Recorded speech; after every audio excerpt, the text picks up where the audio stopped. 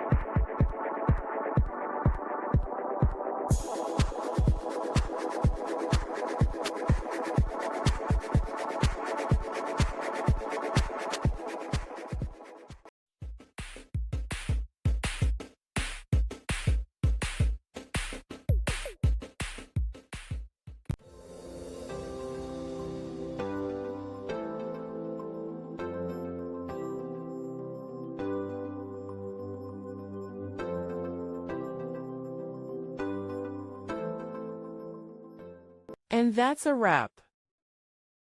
I hope you found the answer you were looking for. If you did, take a second to hit that subscribe button. It really helps out. And let me know in the comments which solution worked best for you. See you next time in the debug zone.